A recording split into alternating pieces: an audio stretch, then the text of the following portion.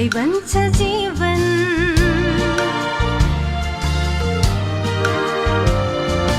जस्तो सोच्छ यो मन त्यस्तै बन्छ जीवन नयाँ जीवनका लागि नयाँ यात्रा नयाँ दिग्दर्शन नयाँ जीवनका लागि नयाँ यात्रा नयाँ दिग्दर्शन नयाँ दिग्दर्शन नयाँ दिग्दर्शन।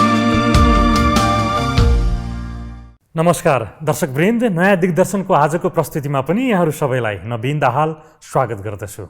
दर्शकवृन्द, हामीले थुप्रै चर्चा गऱ्यौँ। विषय हो महामारी, विपत्तिहरू, सङ्कटहरू, दैवी प्रकोपहरू, प्राकृतिक प्रकोपहरू, जे जसरी हामी बुझ्न सक्छौँ त्यसमा हामीले अनुभव गर्ने समस्याहरू, ती समस्याहरूबाट हामी कसरी सामान्य रहन सक्छौँ, ती समस्याहरूको भुमरीबाट कसरी बाहिर निस्किन सक्छौँ, बाहिरी अवस्था जस्तो भए पनि आन्तरिक हाम्रो अवस्था कसरी मजबुत पार्न सक्छौँ लगायत अत्यन्तै महत्त्वपूर्ण विषयमा हामीले कुरा गरिरहेका छौँ, जुन हाम्रो जीवनको लागि अत्यन्तै उपयोगी छन्। यही विषयमा चर्चा गर्न पनि आज पनि ब्रह्माकुमारी राजयोग सेवा केन्द्र नेपालका राजयोग प्रशिक्षक ब्रह्माकुमार विजयराज सिग्देल हामीसँग हुनुहुन्छ।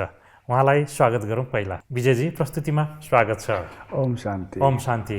विजयजी, धेरै चर्चाहरू गऱ्यौँ हामीले, विपत्तिहरू, महामारीहरू, यस्ता प्रकोपहरूमा हामीले आफैलाई कसरी सुरक्षित राख्ने, त्यो परिबन्धमा, त्यो परिवेशमा, त्यो घटनाक्रममा परिरहँदाखेरि पनि त्यसबाट कसरी बाहिर निस्किन सक्छौँ, आन्तरिक रूपमा आफूलाई कसरी सुरक्षित राख्न सक्छौँ भन्ने लगायत यो विषयसँग जोडिएका थुप्रै विषयको चर्चा हामीले गऱ्यौँ, जुन अत्यन्तै उपयोगी भयो भन्ने महसुस गरेका छौँ।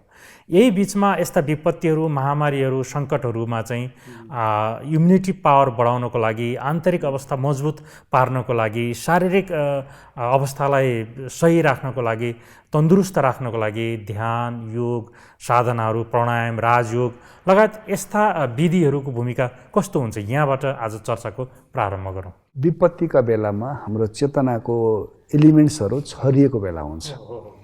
चेतनाको पनि एउटा लेभल हुन्छ। त्यो चेतनाको लेभल अपर्चर परेको घटनाक्रमलाई समेट्नका लागि असमर्थ भइराखेका बेलामा त्यसलाई हिलिङ गर्न जरुरी छ।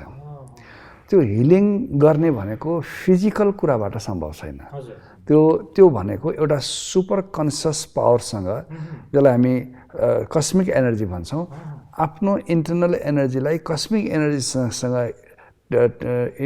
इन्ट्युन गरेर जोडेर हामीले फेरि छरिएका एलिमेन्ट्सहरूलाई, छरिएका कन्सियस एलिमेन्ट्सहरूलाई रिग्यादरिङ गर्नमा ठुलो सहयोग पुग्ने भएको नाताले सामान्यतया संसारभरिका मानिसहरू आपद विपद परेको बेलामा आफैलाई आफैले समेट्न कोसिस गर्दा छिटो रिकभर भएको देखिएको छ।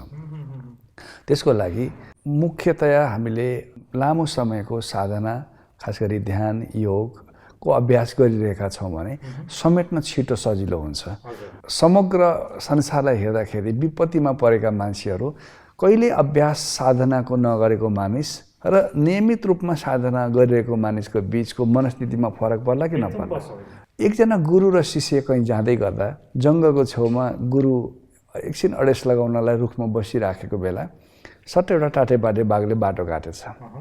त्यो बाघ देख्ने बित्तिकै चेलालाई यति धेरै डर लागेछ, त्यहाँबाट बेजोडले भाग्यो। 150 कदम भागिसकेपछि फर्केर हेर्दा त त्यो बाघले बाटो काटिसकेका थियो। गुरुजी ध्यानमग्न थिए। अनि फर्केर आएर गुरुको साइडमा बस्छ। गुरुजीको योगको त्यो साइकल पुरा भयो। दुवैजना हिँड्दै गर्दा शिष्यले गुरुसँग सोध्छ, गुरुवर त्यत्रो जङ्गली बाघ तपाईँको सामुन्ने आउँदा तपाईँलाई डर लागेन? म त भागेँ नि।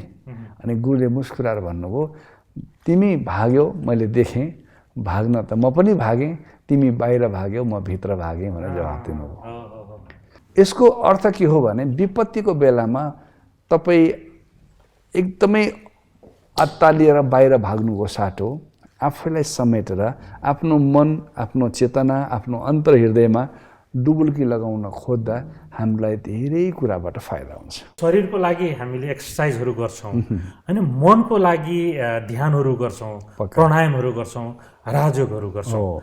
कुन चाहिँ विधि हाम्रो लागि उपयुक्त छ, अथवा दुइटै सँगसँगै गर्नुपर्ने हो कि, अथवा एक चिज एउटा ध्यान मात्रै गरे हुन्छ कि, अथवा एक्सर्साइजहरू प्राणायामहरू मात्रै गरेर के गर्ने? यस्तो छ नवीनजी, शरीर र आत्मा सापेक्षिक कुरा हुन्। शरीरलाई डोन्ट केयर गरेर खालि आत्माको उन्नतिको लागि साधना गरियो भने पनि त्यसलाई हाफ नलेज भन्छ कि, त्यसले पनि कहीँ न कहीँ जीवनमा घाटा नै पुर्याउँछ। शरीरका लागि पनि व्यायाम जरुरी छ। तपाईँलाई सुविधा कस्तो हुन्छ, के गर्दा तपाईँलाई सहज हुन्छ, फिजिकल फिटनेसको लागि पनि ख्याल गर्नुहोस्। र सँगसँगै आत्माको उन्नतिको लागि पनि हामीले थोरै समय निकालेर योग साधना गर्न जरुरी छ। आत्मा र शरीर एक आपसको भनौँ अन्तर्निहित भएको नाताले दुवैको फिटनेस नभएसम्म हामी कम्प्लिट होलिस्टिक हेल्थ भन्न मिल्दैन नवीनजी। सँगसँगै अभ्यास गर्नु पर्यो, दुइटैलाई आफ्नो शरीरलाई र आफ्नो मनलाई चाहिँ प्रयोगमा ल्याउनु पर्यो। विजयजी, यति लामो श्रृङ्खलादेखि हामीले यो विपत्तिको बेलामा, महामारीको बेलामा, दैवी प्रकोपहरू, सङ्कटहरूको बेलामा कस्तो अवस्था हुन्छ, हामी आफैले कसरी आफूलाई सुरक्षित राख्छौँ भनेर चर्चा गरिरहँदाखेरि अब मेरो ध्यानाकर्षण भएको छ ब्रह्मकुमारी संस्थाप्रति। यस्ता विपत्तिहरू, यस्ता सङ्कटहरू, यस्ता समाजमा आइपर्ने थुप्रै समस्याहरू, देशमा अथवा हाम्रो परिवेशमा आउने समस्याहरूमा ब्रह्मकुमारीज परिवारको संलग्नता, भूमिका कस्तो हुन्छ, सामाजिक उत्तरदायित्व कस्तो हुन्छ, यहाँहरूको योगदान कस्तो हुन्छ, यहाँहरूले के कसरी सेवा पुर्याइरहनु भएको हुन्छ, यो चाहिँ जिज्ञासा छ। यस्ता विपत्ति महामारीहरूमा संस्थाको भूमिका अथवा संस्थाको तर्फबाट समग्र ब्रह्मकुमारीज परिवारको भूमिका कस्तो रहन्छ? तपाईँले ब्रह्मकुमारीका विषयमा उठान गर्नुभएको छ। यो विषयमा तपाईँ आफै पनि जानकार हुनुहुन्छ होला। यो विश्वव्यापी रूपमा यसले सामाजिक, शैक्षणिक, आध्यात्मिक सेवा पुर्याइराखेको छ। हामी समाजमै बसेर समाजकै मानिसलाई चरित्र निर्माण गर्नमा, दिव्यतापूर्ण जीवन निर्माण गर्नमा सहयोग पुर्याइरहेका छौँ। समाजमा रहेका मनुष्यहरूलाई उहाँहरूभित्र भएका मूल्यलाई रिइम्बाइब गर्दै, पुनर्जागृति गर्दै अगाडि बढाउने क्रममा छौँ। कुनै पनि महामारीको बेलामा हामी समाजमा भइरहेको घटनाप्रति बेखबर भएर बस्दैनौँ। हामीले हाम्रो ठाउँबाट कुन लेभलबाट सेवा गर्दा समाजलाई तत्काल राहत पुग्छ त्यो हामी सेवा गर्न खटिरहेका हुन्छौँ, लागिरहेका हुन्छौँ। भौतिक रूपमा पनि जरुरत छ, सरकारले आह्वान गरेको छ। हाम्रो सामान्य सहयोगले ठुलो सहयोग पुग्छ भन्ने लाग्छ भने कहीँ खाद्यान्नको सहयोग, कहीँ लत्ता कपडाको सहयोग, अनेक प्रकारको सहयोगहरू हामी गरिरहन्छौँ। तस्मात् हाम्रो संस्थाले गर्ने भनेको मानसिक रूपमा मान्छेलाई मनोबल बढाउने खालको सेवाहरू हामी गरिरहेका हुन्छौँ। अहिले पनि यो कोभिड-19 बिचमा हाम्रा घर घरमा बस्नुभएका साधकहरूलाई जुमका माध्यमबाट उहाँहरूको मोटिभेसनको प्रोग्रामहरू विविध तरिकाको, विविध वर्गहरूलाई समेटेर हामीले प्रोग्रामहरू गऱ्यौँ। कहिले मेडिकल सेक्टरलाई समात्यौँ, कहिले बिजनेस सेक्टरलाई समात्यौँ, कहिले महिलाहरूलाई उत्थान गऱ्यौँ, कहिले युवाहरूको बिचमा गयौँ। उहाँहरूलाई यतिखेर मनोबलको खाँचो छ भन्ने लागेपछि त्यो विषयको एक्सपर्टिजहरूलाई बोलाएर हामीले प्रोग्राम गऱ्यौँ। सँगसँगै साधनामै जीवन समर्पण गर्नुहुने, घर गृहस्थमा बसेर अब मेरो बाँकी जीवन चाहिँ म साधनामा बिताउँछु भन्नेहरूको लागि बिचबिचमा हामीले 1 दिनको, 3 दिनको, हप्ता दिनको, यहाँसम्म कि म बसिरहेको ठाउँमा 21 दिनसम्म हामीले साइलेन्समा बस्ने, मौनमा बस्ने, साधना गर्ने, उहाँहरूलाई भित्रैबाट कम्प्लिट नयाँ किसिमको एउटा अवेरनेस डेभलप गर्ने खालको साधना गऱ्यौँ, जसलाई हामी तपस्या भन्छौँ, योग तपस्या भन्छौँ। त्यो गऱ्यौँ र बाहिरको व्यक्तिहरूलाई पनि सँगसँगै हामीले मोटिभेसन प्रोग्रामहरू गऱ्यौँ, खाद्यान्नहरू पनि उत्पन्न गऱ्यौँ। घरमा बसिरहेकोलाई अवेरनेसको लागि, सेफ्टीको लागि, सोसल डिस्टेन्सको लागि उहाँहरूलाई बारम्बार हामीले जानकारी गराइरह्यौँ, अनुभूति गराइरह्यौँ, जसको कारणले गर्दा समाजले ब्रह्मकुमारीले गरेको सेवाप्रति अत्यन्तै कृतज्ञताको महसुस गरिरहेको छ। नेपाल सरकारले पनि बारम्बार हामीलाई आह्वान गरिरहेको हुन्छ कि तपाईँहरूको मार्फत तपाईँको राम्रो सञ्जाल छ, ग्राउन्डिङ छ, तपाईँहरूको गाउँ गाउँमा यसको सेवा सञ्जाल पुर्याउनु भएको छ, यो सन्देश पुर्याइदिनुहोस् भनेर पनि बेला बखतमा अनुरोध गरिराखेको हुन्छ। हामी समाजमा भएका हरेक गतिविधिलाई आफ्नै पीडा सम्झेर जुन ठाउँबाट जसरी हुन्छ सेवा पुर्याइरहेका हुन्छौँ। समग्रमा हामीले मानसिक शुद्धिकरणका लागि, मानसिक रूपमा मनोबल बढाउनका लागि योग, साधना, तपस्याका माध्यमबाट सघाउ पुगाइरहेका हुन्छौँ। यहाँले भर्खरै भन्नुभयो कि हामीले यो बिचमा योग तपस्या निरन्तर गऱ्यौँ 21 दिनसम्म अथवा कति दिनसम्म कति घन्टाको रूपमा हामीले योग गर्छौँ, योग तपस्या गर्छौँ, मेडिटेसन गर्छौँ भनेर यहाँले भन्नुभयो। त्यो योग गर्दाखेरि, राजयोग गर्दाखेरि को अवस्था कस्तो हुन्छ? स्वयं आफ्नो लागि मात्रै गरिन्छ कि त्यतिखेर चाहिँ आफ्नो समुदायको लागि, सारा देशको लागि, विश्वको लागि पनि केही शुभ कामना, शुभ भावना अथवा त्यस्तो कस्तो प्रकारको भाइब्रेसन को चाहिँ क्रिएसन भइरहेको हुन्छ त्यतिखेर? धन्यवाद नवीनजी। यतिखेर विपत्तिको बेलामा समाजमा एक किसिमको नेगेटिभ भाइब्सले काम गरिरहेको हुन्छ। मानिसहरूमा एक किसिमको डर र त्रासले साम्राज्य जमाइरहेको हुन्छ। त्यस्तो बेलामा हामीले मनसा सेवा गर्ने भन्छौँ। मानसिक रूपमा शुभ सङ्कल्प विश्वभरिका हरेक प्राणीमा त्यसलाई भाइब्रेट गर्ने, पुर्याउने, त्यसलाई डिस्टेन्स हिलिङ गर्ने पनि भन्छौँ। यहाँ बसेर संसारमा कुन ठाउँमा बढी प्रकोप छ, मान्छेहरू पीडित भइरहेका छन्, त्यो ठाउँमा सङ्कल्पको माध्यमबाट हामी त्यहाँ पुग्छौँ, त्यहाँ शुभ सङ्कल्पको सम्प्रेषण गर्छौँ, सबैको उद्धार भइरहेको देख्छौँ। त्यसरी हामीले एक किसिमको डिस्टेन्स हिलिङको माध्यमबाट समाजलाई जतिखेर एउटा मनोबल गिरिराखेको हुन्छ, त्यो सूक्ष्म सङ्कल्पको माध्यमबाट हामीले आफ्नो सेवा पुर्याइरहेका हुन्छौँ। राजयोग वास्तविक के हो? त्यसको शक्ति चाहिँ के हो? यहाँहरूले राजयोगको माध्यमद्वारा, मेडिटेसनद्वारा आफूलाई पनि र दुनियाँलाई पनि जसरी एउटा सकारात्मक ऊर्जा प्रदान गरिरहनु भएको छ, त्यसको मूल शक्ति चाहिँ के हो? राजयोग भनेको सङ्कल्पको शुद्धिकरण हो, विचारको शुद्धिकरण हो। हामीले आफूलाई देहभन्दा अलग एक विधेयी ज्योतिबिन्दु आत्मा प्रज्ञा को रूपमा स्वीकार गर्दै प्रज्ञाले सूक्ष्म शरीरको माध्यमबाट संसारभरि ट्राभलिङ गर्ने, जसलाई बियोन्ड ट्राभलिङ भन्छौँ हामी। यो शरीरभन्दा अलग भएर संसारभरिको यात्रा गर्ने, विधेयीपनको अभ्यास गर्ने, जसलाई समाधिस्थ पनि भन्छौँ कहिलेकाहीँ। शरीरबाट अलग हुने एउटा अभ्यास गर्ने, जसले हाम्रा इन्द्रियहरूमाथि पनि सहज रूपमा नियन्त्रण गर्छ, हाम्रा विचारहरूमा शुद्धिकरण गर्न सहयोग गर्छ र मनसा सेवाको माध्यमबाट हरेक मान्छेलाई एक किसिमको सकारात्मक भाइब्स क्रिएट गरिरहेको हुन्छ।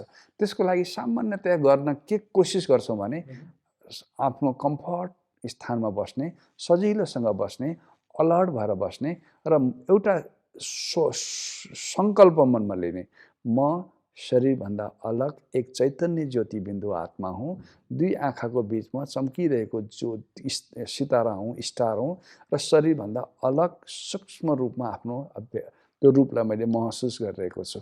यसरी शरीरबाट अलग आत्मालाई अनुभूति गरिसकेपछि अनि आत्माको पनि रिसोर्स हुन्छ, जसलाई हामी परमपिता परमात्मा शिव भन्छौँ, निराकार निरञ्जनको रूपमा लिन्छौँ। आफूलाई आत्मा सम्झेर सङ्कल्पको माध्यमबाट, थटको वेभ्सको माध्यमबाट हामी एउटा सुप्रिम पावरसँग कनेक्सन भएको महसुस गर्छौँ। सुपर पावरबाट एनर्जीलाई इम्बाइब गर्छौँ, लिइरहेका हुन्छौँ, खिचिरहेका हुन्छौँ। जसरी तपाईँलाई जाडो महिनामा घाम ताप्न मन लाग्यो भने के गर्नुहुन्छ नवीनजी? कोठाभन्दा बाहिर निस्किनुहुन्छ कि कसो? त्यसै गरी हामीलाई जब आत्मामा हितको जरुरत पर्छ, आत्मालाई जब प्रकाशको खाँचो पर्छ, शक्तिको खाँचो पर्छ, देहको कोठाबाट बाहिर निस्केर आफूलाई एक किसिमको ज्योतिबिन्दु आत्माको महसुस गरेर परम शक्तिसँग शक्ति लिएर संसारभरि त्यो शक्तिलाई फिजाउने एउटा अत्यन्तै सहज, सरल, स्वाभाविक र सबैले कुनै पनि उमेर वर्गकोले पनि गर्न मिल्ने संसारमा सबैभन्दा सहज विधि नै राजयोग विधि हो। विभिन्न प्रकारका योगहरू हुन्छन्, ती योगहरूको अन्तिम नम्बरमा पर्ने योगको नाम नै राजयोग हो। योगहरूको राजा, जसले कर्म इन्द्रियहरूमाथि सहज रूपमा शासन गरेर आफ्नो मनको विचारलाई शुद्धिकरण गर्दै मनोबल बढाउँदै संसारमा भएका हरेक प्राणीसम्म सूक्ष्म वेब्स पुर्याउने एउटा सहज विधि हो। हामी यो प्रस्तुतिको अन्त्यमा एउटा राजयोगको अभ्यास पनि गरौँ होला। अन्त्यमा थोरै अभ्यास गर्छौँ, हाम्रा दर्शकहरूलाई हामी अनुरोध गर्छौँ आजको पुरै प्रस्तुति भएर रहनको लागि आज सुन्दर एउटा अभ्यास राजयोगको प्र्याक्टिस हामी गर्छौँ। त्योभन्दा अगाडि केही चर्चा गरौँ। यस्ता विपत्तिहरूको बेलामा, समस्याहरूको बेलामा अथवा व्यक्तिगत रूपमा कुनै पनि समस्याले एउटा व्यक्ति विचलित भइरहेको अवस्थामा अथवा तनावको अवस्थामा, स्ट्रेस फिल गरेको अवस्थामा पनि राजयोग राजयोगलाई आफ्नो जीवनमा कसरी प्रयोग गर्न सक्नुहुन्छ उहाँहरूले? कुन विधि मार्फत, कुन तरिका मार्फत कसरी आफूलाई प्रयोग गर्न सक्नुहुन्छ? जसले पहिला सिक्नु भएको छ, राजयोग सिक्नु भएको छ, उहाँहरूले फेरि बिचमा छोड्नु भएको छ भने पनि फेरि त्यसलाई सुरु गर्ने, कसरी गर्ने, कसैले सिक्नु भएकै छैन, थाहा नै पाउनु भएको छैन राजयोगको बारेमा भने उहाँहरूले कसरी लिन सक्नुहुन्छ? यो राजयोग कसरी सिक्न सक्नुहुन्छ? आफ्नो जीवनमा कसरी प्रयोग गर्न सक्नुहुन्छ? डेफिनेटली साह्रै सुन्दर प्रश्न। स्ट्रेस भन्नुहोस्, डिप्रेसन भन्नुहोस्, आपद भन्नुहोस्, विपद भन्नुहोस्, एउटा स्थिर भएको मनको विचलन न हो, तरङ्गित अवस्था न हो। त्यो तरङ्गित अवस्थामा मान्छेले भविष्यको कुनै पनि दृश्यलाई अनुभूत गर्न सक्दैन, भविष्य कता जान्छ भन्ने कुराको अनुभूत गर्न सक्दैन। त्यो विशृङ्खलित भइराखेको, अस्थिर भइरहेको मनस्थितिलाई शान्त गरेर भविष्यको दृश्यलाई स्पष्ट देखाउनको लागि सबभन्दा पहिला हामीभित्र छरिएको विचारलाई समेट्न जरुरी छ। त्यसको लागि हजारौँ मनमा चलिरहेको विचारलाई समेटेर एउटा विचार गर्ने, म यो धरतीको एक चैतन्य ज्योति बिन्दु आत्मा हुँ र यो संसारमा चम्किरहेको छु, म प्रकाश हुँ, म लाइट हुँ। अन्धकारमा रुमलिरहेको मान्छेलाई सबभन्दा ठुलो सहयोग के हुन्छ नवीनजी? प्रकाश दिने हो नि। हो, अन्धकारमा रुमलिरहेको बेलामा म ज्योति बिन्दु आत्मा हुँ भन्ने कुराको अनुभूति गराइदिने बित्तिकै छरिएका मानसिक विचारहरू समेटिन थाल्छन्। समेटिने बित्तिकै उसले भविष्य स्पष्ट देखिन्छ र उसलाई रिलिफ हुन्छ। सूर्यको किरणलाई एउटा लेन्सद्वारा जसरी कागज डढाइन्छ नि, त्यस्तो शक्ति हुनसक्छ? यहाँले भनेअनुसार मलाई त्यो उदाहरण आयो। हामीभित्र जस्तो बुद्धिरूपी लेन्सलाई एकछिन स्थिर गरिदिने बित्तिकै माथिबाट आएको सूर्य एकाग्र हुन्छ अनि तलबाट हामी आगो उत्पन्न गर्न सक्छौँ। भने जस्तै यो हजारतिर बाँडिएको विपत्तिको बेलामा मन बाँडिएको अवस्था हुन्छ, खण्डित अवस्था हुन्छ, त्यसलाई समेटेर एकाग्र गर्दै परम शक्तिसँग ऊर्जा लिएर आफ्नो मनस्थितिलाई स्थिर गर्ने बित्तिकै जीवन त साह्रै सुन्दर र रमाइलो पो लाग्छ नवीन। सुन्दर। राजयोगको अभ्यास गर्न चाहनेहरूलाई हामी यही अनुरोध गर्छौँ। सबै कुरा समेट्दै विचारमा अत्यन्तै सुदृढीकरण गर्दै आफैलाई आफ्नै विचार सुगन्धित बनाउनका लागि गरिने अभ्यास हो। यो उपलब्धता सिक्नको लागि, प्र्याक्टिस गर्नको लागि उपलब्धता त देशभरि अथवा आफ्नो अनुकूलमा जहाँ पनि होला नि, होइन? विभिन्न स्थानहरूमा ब्रह्मकुमारी सेवा केन्द्रहरू छन् जहाँ निःशुल्क रूपमा त्यहाँ 7 डेजको एउटा बेसिक मेडिटेसन प्याकेज प्रोग्राम हुन्छ। त्यहाँ पैसा तिर्न पर्दैन, सहज रूपमा जान्ने र भन्ने मलाई राजयोगको ध्यान सिक्न मन लागेको छ। केही कुरा तपाईँले जानिराख्नु भएको पनि होला, केही कुरा नयाँ थप उहाँले पनि सिकाउनुहुन्छ। दुवै कुरालाई मर्ज गरेर अब बाँकी जीवनलाई, असाध्यै अस्थिर जीवनलाई स्थिर गर्दै एकदम सेटलमेन्ट हुँदै अत्यन्तै व्यवस्थित रूपमा अगाडि बढ्न सकिएको अवस्थामा जीवन एकदम सरल, स्वाभाविक, सृजनशीलको महसुस हुन्छ। ब्रह्मकुमारी संस्थामा गएर राजयोग मेडिटेसन सिक्दाखेरि फाइदै फाइदा छ, बेफाइदा केही पनि छैन। मानिसहरूलाई कहीँ कतै नयाँ ठाउँमा अथवा नयाँ प्रयोग गर्ने बेला कहीँ अलिकति सङ्कोच हुन्छ, केही समस्या हुन्छ भन्ने लाग्छ। तर राजयोग यस्तो विधि हो, यस्तो प्रक्रिया हो जसले चाहिँ आफ्नो जीवनलाई फाइदै फाइदा गर्छ, आफ्नो परिवारलाई, होइन, आफ्नो समुदायलाई भनेर यहाँले भन्नुभयो। हामी त्यसरी अनुरोध पनि गर्न सक्छौँ कि अभ्यास गर्न। मानिसहरूले अहिले पूर्वीय दर्शनमा योगको साधनाको अभ्यास गरिराखेको देख्दा सबै कुरो उपलब्धता हुँदाहुँदै पनि मनको शान्ति नभएकै कारणले पश्चिमाहरू पूर्वतिर फर्किरहेका छन्। हामी त पूर्वकै मानिसहरू हौँ, पूर्वीय दर्शनमै बाँचेका मानिस हौँ। अब हामीले हाम्रो दर्शनले दिएको, हाम्रा पूर्वजहरूले सिकाएको कुरालाई संस्थागत रूपमा, व्यवस्थित रूपमा जीवनमा अपनाउन जान्दा हामी व्यवस्थित हुन्छौँ। तपाईँ आफै व्यवस्थित नभएसम्म, आफै संयमित नभएसम्म आफ्नै जीवन कुन ट्र्याकमा हिँड्दैछ भन्ने कुरा पनि मेसो नपाइकन हिँड्ने हो भने तपाईँले अरूलाई कसरी मार्ग प्रशस्त गर्न सक्नुहुन्छ? साधनाले जीवनलाई व्यवस्थित गर्न सहयोग गर्छ। हामीलाई खाने के हो, लगाउने के हो, बोल्ने के हो, जीवन के हो, जगत के हो, वर्तमान के हो, भविष्य के हो, एकदम स्पष्ट चिरफार गरेर ज्ञान देखाइदिन्छ। ज्ञानको बत्ती हातमा प्राप्त भएपछि जीवनको यात्रा अगाडि बढाउन त उसले कसैको सहारा लिनै पर्दैन। विजयजी, हामीले अघि दर्शकहरूलाई पनि अनुरोध गरेका थियौँ, जानकारी गराएका थियौँ कि प्रस्तुतिको अन्त्यमा आज हामी राजयोगको अभ्यास गर्छौँ, मेडिटेसन प्र्याक्टिस गर्छौँ भनेर। हरेक विपत्तिहरूमा, हरेक समस्या या बाहिर हुन् या भित्री हुन्, जुन रूपका समस्याहरू आउँछन् ती समस्याहरूबाट शान्त रहनको लागि, पार पाउनको लागि, सुखद अनुभूति गर्नको लागि, शान्तिको अनुभूति गर्नको लागि राजयोग मेडिटेसन अत्यन्तै प्रभावकारी विधि हो भनेर हामीले चर्चा गऱ्यौँ। अब हाम्रा दर्शकहरू समक्ष हामी एउटा राजयोगको एउटा प्र्याक्टिस गरौँ, अभ्यास गरौँ। विजयजी। धन्यवाद नवीनजी। तपाईँ हजारौँ दर्शकहरूको प्रतिनिधि भएर यहाँ एउटा डेमो गरिरहनु भएको छ। अलिकति तपाईँको कुमलाई सिधा गर्नुहोस्, एक्टिभली बसौँ, सहज रूपमा बसौँ। सम्भव छ भने हातलाई माथि फर्काउँ, दुईटै औँलालाई यसरी जोडौँ, आँखालाई पुरै बन्द पनि नगरौँ र पुरै खुल्ला पनि नराखौँ। अब 2-3 पटक तपाईँले आफ्नो चेतनाको लेभललाई थाहा पाउनको लागि लामो सास लिनुहोस् र श्वासलाई छोडेको पनि थाहा पाउनुहोस्। श्वास लिएको पनि थाहा पाउनुहोस्, छोडेको पनि थाहा पाउनुहोस्। यति 3 पटक यो अभ्यास गरिसकेपछि एक पटक आफैले भन्नुहोस्, मनले बुद्धिलाई प्रश्न गरोस्, हे बुद्धि रूपी मित्र, यो शरीरलाई सञ्चालन गर्ने तिमी को हौ? बुद्धिले जवाब दिन्छ, म शरीरभन्दा अलग एक चेतन शक्ति हुँ, म प्रज्ञा हुँ, म प्रकाश हुँ। मनले बुद्धिलाई दोस्रो प्रश्न गर्छ, तिमी यो शरीरमा कुन स्थानमा बास गर्छौ? बुद्धिले मनलाई फेरि जवाब दिन्छ, शरीरको सबैभन्दा माथिल्लो भाग, 2 आँखाको बीच, हिरकुटीको मध्य भागमा म एक ज्योति बिन्दु आत्मा जगमगाइरहेको छु।